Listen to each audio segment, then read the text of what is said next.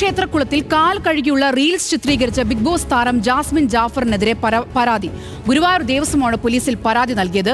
വിലക്ക് മറികടന്ന ജാസ്മിൻ ഗുരുവായൂർ ക്ഷേത്രത്തിന്റെ തീർത്ഥക്കുളത്തിൽ കാല് കഴുകി റീൽസ് ചിത്രീകരിച്ചെന്നാണ് പരാതി. വിവരങ്ങളുമായി ലെവിൻ കെ വിജയൻ ചേരുന്നുണ്ട്. ലെവിൻ, എന്താണ് പരാതിയിലെ വിശദാംശങ്ങൾ? കഴിഞ്ഞ 3 ദിവസം മുൻപാണ് ജാസ്മിൻ ജാഫർ എന്ന ഇൻസ്റ്റഗ്രാം ഐഡിയിൽ ബിഗ് ബോസ് താരമായ ജാസ്മിൻ ഇത്തരത്തിലൊരു വീഡിയോ പങ്കുവച്ചിരുന്നത്. ഗുരുവായൂർ ക്ഷേത്രക്കുളത്തിൽ എത്തുകയും അവിടെ കാൽ നനച്ച് വീഡിയോ ചിത്രീകരിക്കുന്നതുമാണ് ദൃശ്യങ്ങളിൽ കാണാനാകുന്നത്. എന്നാൽ ക്ഷേത്രത്തിൽ ദൃശ്യങ്ങൾ ചിത്രീകരിക്കുന്നതും ക്ഷേത്രക്കുളത്തിൽ ഇറങ്ങുന്നതും അഹിന്ദുക്കൾക്ക് ക്ഷേത്രത്തിൽ പ്രവേശിക്കുന്നതിനടക്കം ഗുരുവായൂർ ക്ഷേത്രത്തിൽ വിലക്കുണ്ട്. ഇതെല്ലാം മറികടന്നുകൊണ്ട് വീഡിയോ ചിത്രീകരിച്ചതിനെതിരെയാണ് ദേവസ്വം അഡ്മിനിസ്ട്രേറ്റർ ടെമ്പിൾ പോലീസിന് പരാതി നൽകിയിരിക്കുന്നത്.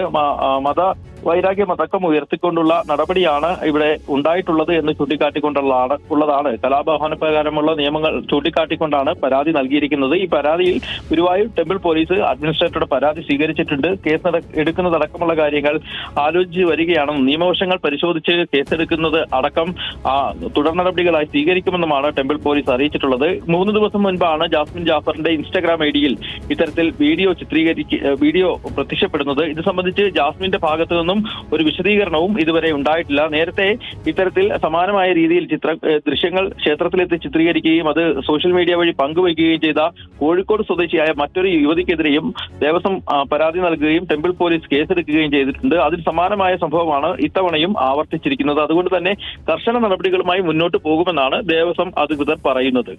ശരി, ലെവിൻ കെ വിജയനാണ് തൃശൂരിൽ നിന്നും വിവരങ്ങൾ പങ്കുവച്ചത്.